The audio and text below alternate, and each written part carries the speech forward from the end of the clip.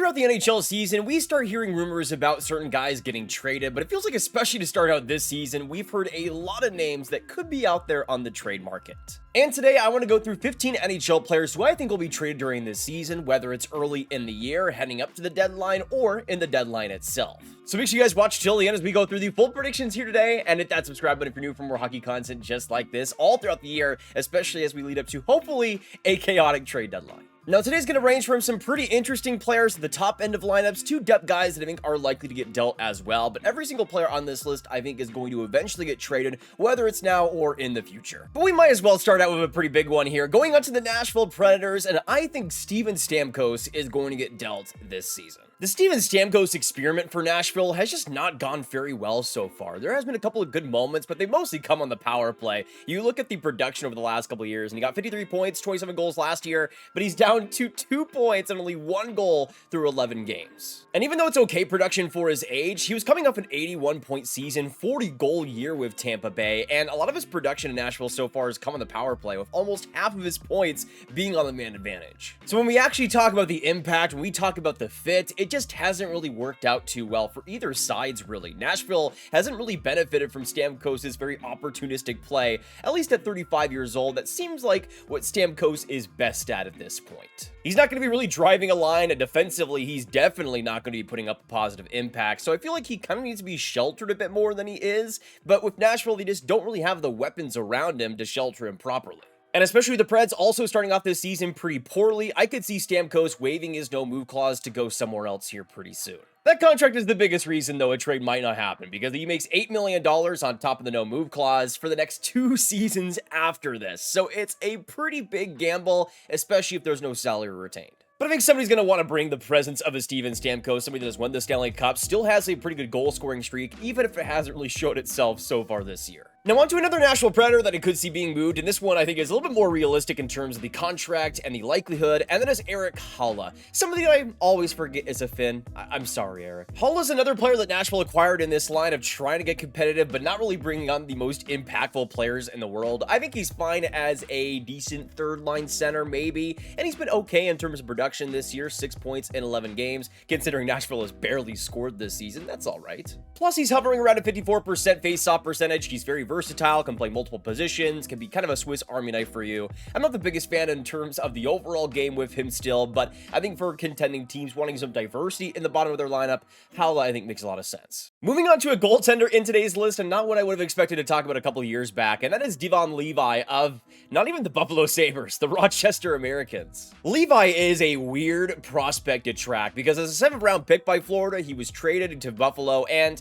seemingly was on a great track to NHL stardom, was brilliant in the NCAA, and then kind of burst onto the scene back in 2023, where in 7 games he got a .905 save percentage, looked really interesting for that Sabres team down the stretch, and really was looking like their long-term starter. Since that point, though, he hasn't really been able to prove himself at the NHL level. Has been a good AHL guy and continuing to develop there, but he hasn't really gotten a major shot so far, though I don't really think he clearly deserves that. He's one of these weird in-between cases where you could give him NHL games, but I don't think it's absolutely ideal at this point, and that's why the Sabres claimed a guy like Colton Ellis off waivers, just so they didn't have to have Levi in the NHL. But Levi has asked for a trade, and that's even before he was sent back down to the AHL again, and I think in a lot of ways Levi just kind of wants that fresh start. Who can blame him? It is Buffalo, but at the same time, I would be a bit hesitant to trade for him and put him as the starter long-term, because I just don't think he's quite there yet. But hey, he's still 23 years old, is a pretty entertaining goaltender, and still I think has some untapped potential there. Now let's move on to a couple Calgary Flames here, and first go on to big-time center Nazem Kadri, who I think in terms of the realistic trade options, if you want to call it that, is probably the most enticing player out there, at least when it comes to the forward/center market. Kadri is a player that I'm a big fan of. At 35 years old, sure, he's a little bit on the older side, but I think in terms of the offensive potential, how he can fill himself on a middle six role, and still the playoff ability I think he possesses, I think Kadri's gonna have a lot of contenders calling his name, and rightfully so. He's an electric player when he is at his best. He's coming off back-to-back 60-plus point seasons for Calgary, last year getting 35 goals, and even though the goal-scoring streak hasn't quite been there this year, he's still hovering at 8 points in 11 games, which, again, for his age is pretty solid. It could be worse. You could have Steven Stamkos production. Like the Stamkos situation, though, the biggest issue is that contract, making $7 million for the next 3 seasons after this, with a modified no-trade clause, 13-team trade list, which is better than a full no move clause, but still makes it a bit trickier. But still, I think Kadri has proved himself to age pretty gracefully up to this point, and I think there's going to be a few contenders out there just so badly in need of a top center that that contract won't even matter in the end, especially if Calgary is willing to retain a bit of salary here. Now on to another Calgary Flame that I think is pretty likely to get moved, and that is Rasmus Andersson. Now, if I were the Flames, would I have waited for Andersson's value to go to a rock bottom here? Probably not. I would have traded him a year and a half ago when he was having the great starts for the Flames, but it's okay.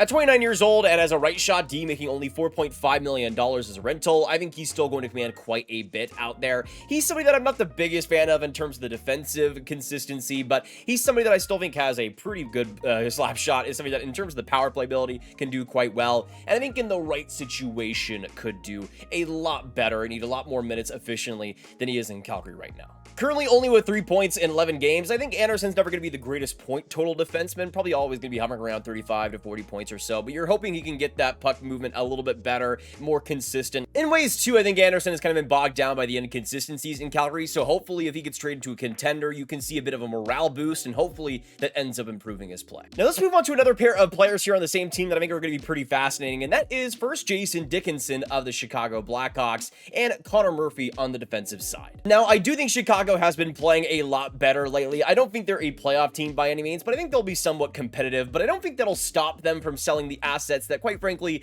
I think will just be better for them in the future if they were to sell. Jason Dickinson is a fantastic example of somebody like that I think would command quite a bit of value. With how barren the center market is out there, having a player like Dickinson that is a pretty sure thing as a third line shutdown centerman, I think is pretty valuable. Making $4.2 million, he's somebody that also was able to show some offense in 2024, got back down to, I think, a more realistic level this last season, and so far through 7 games has 3 points and 1 goal. But I think Dickinson has found this pretty good niche for himself as this energy shutdown defensive centerman. Plus, in the faceoff department, he's actually improved quite a bit at 55% right now. So if you're looking for somebody to kind of match up well as that third line center, I think Dickinson makes a lot of sense. Next up, we go on to Connor Murphy, who is another more defensive player here that I think is maybe even more likely to get moved than Dickinson, just because the need for Murphy in Chicago's defense, I just don't think is quite there. But that's also proven by how Chicago is deploying Murphy right now. Last season, he was playing an average ice time of 20 minutes per night. This year, that's down to 16 minutes. So Chicago's just need in general for Murphy is way down. But there's not really much BS in Connor Murphy's game. You know you're getting him for the shot blocking, for the defensive acumen, and I think it's there. I think it's still okay at this point, even though I don't think it's overwhelmingly good.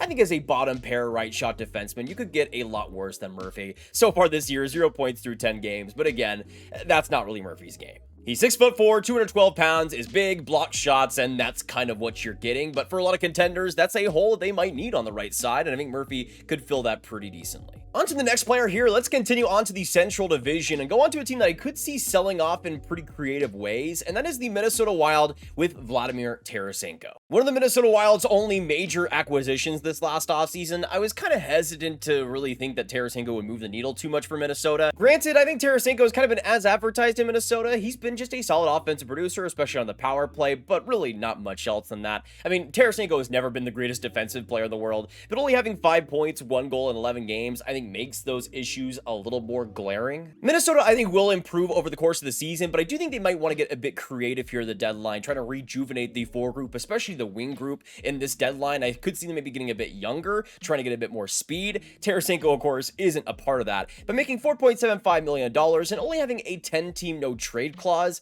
I think makes it easy for Tarasenko to kind of be a ship type of player for maybe a younger forward piece. I just think about a team like Toronto that's in need of some offense, likes to skew a bit older. Maybe we see like a Nick Robertson and a pick type of a deal for a Tarasenko, something like that. But I think for Minnesota, one of their priorities should be getting a bit faster because right now, I think that's a pretty massive issue. Let's keep moving on here and go on to an Eastern Conference center that I think could be a pretty massive asset of this year's deadline, and that is Jean-Gabriel Pageau of the New York Islanders. Now, the Islanders as a team in general, I think have a lot of potential as a seller, but I think that's more so going to be spread out over the next year. A player like Kyle Palmieri is a good example. He has another year left in his contract after this season, so I could see him being more of a 2027 trade deadline type of guy. But Pageau as a rental, I think just makes so much sense for, again, kind of like the Dickinson role, somebody that needs kind of that shutdown, third line center, and of course, with Pageau's playoff history, hopefully some clutch goals. Pageau is a pretty known commodity at this point, though, just a very solid two-way centerman who's not going to bring too much intensity, but he's just very smart in his positioning.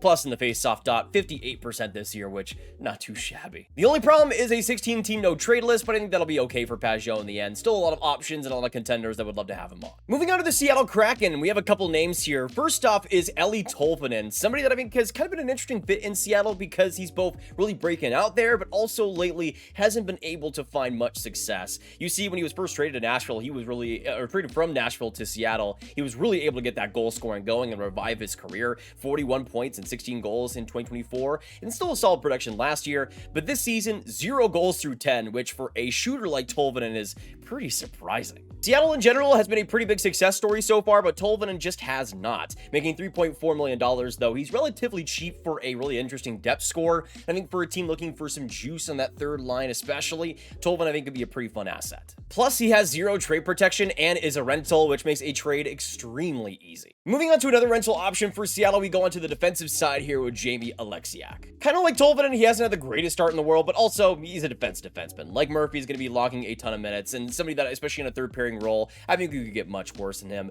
Even though I think he's lost a step in terms of his speed since his days in Dallas, I still think as a third pairing defenseman, he's very inoffensive, and for $4.6 million, relatively cheap to bring on. Moving on to another center in this market, I think could fill a lot of third line center holes, and that is Alexander Wennberg of the San Jose Sharks. Somebody that I think will eventually kind of get phased out by this San Jose team as Michael Misa eventually captures that second line center role. Similar to how we saw Will Smith take over a major role last year at the end of the season, I think the same thing is going to happen with Misa, though he has been, I think, very good to start out. Just as soon as San Jose starts giving him more minutes, I think the need for Wennberg slows down a bit, because although I think he's a decent two-way center, I don't think he's extraordinary by any means. And in terms of the offense, even though the production has been okay so far, I think he's been kind of holding back a few of those players right now. Plus, I think with the growth of a player like Ty Dellandrea, I think he could pretty easily hold down a third line center spot for the rest of the season if he needs to. And in Wennberg's case, the face-off ability isn't even that great either at 49%. So I just think for San Jose, even though he's nice to have, he's not really a need by any means. Now, we're going to end off the video of 2 struggling forwards who I think could need a change of scenery, and I think will get that change of scenery. Let's start out with Alexis Lafreniere of the New York Rangers. As a former first overall pick, it just feels like Lafreniere's stake in New York is just quickly evaporating.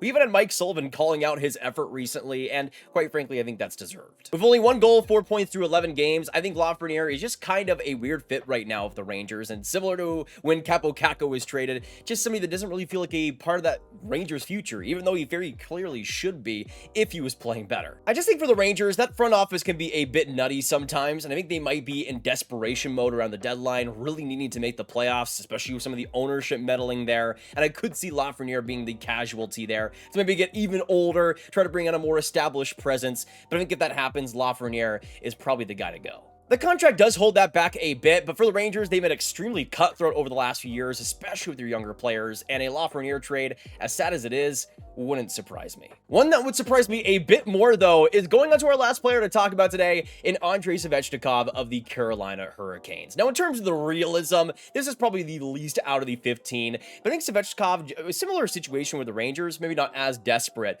but the Canes are in a weird spot when it comes to their offense, and they're a team that, again, continues to talk about bringing in a star. Well, a player like Svechnikov would certainly fetch somebody like that. Another very high European forward pick, second overall back in 2018. Svechnikov's struggles this season have been widely documented. Only 1 goal through 9 games, and the effort level, the consistency, has just been at a career low. The big reason why I see this as more likely, though, is if the Canes are truly searching for that second line center, somebody that is really established, somebody that can really move the needle, then trading Svechnikov, I think, would make a lot of sense. Plus, it would free up some space on the wings for some younger players there, too, and I think in general, maybe balance that top 6 a bit better.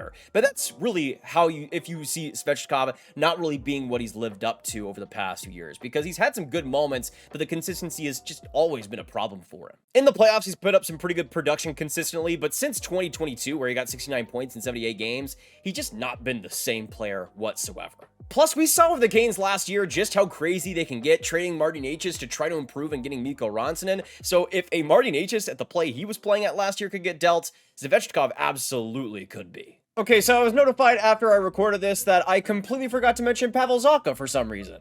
But you know what? It's okay, because we all know he's getting traded to the Vancouver Canucks, and they're going to trade like a first-round pick and Jonathan Lekkerimäki. But hey, we got to fill up that second-line center hole so we can get 94 points, I guess.